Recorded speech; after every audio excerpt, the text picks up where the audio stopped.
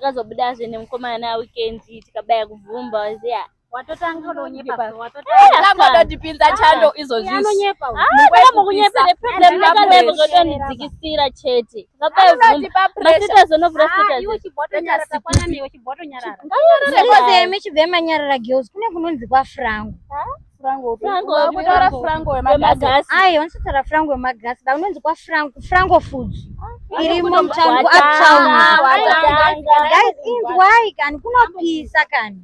Kunonakidza unoita kufada ya kunakirwa. Chikafu chine chakaita kuzara. Unochodya uchizere koda. Murachora basa. Chimotelai mundu zvandikudya guys. Kwa Frango kwakanaka ende kuri very clean. Environment kacho kari cool zvoti unonyatsonzwa kuti panapa ndagara panzvimbo yakanaka. Chikafu kudai. Ikoko ku uptown uko. Chitombo tipa info yakazara koza komuna yacho ka weekend. Ukona chida nemukomana asingakuendesi kwa Frango ka. Ziyoto ri pa zero chaiko mbomba. Saka chimboti taureni.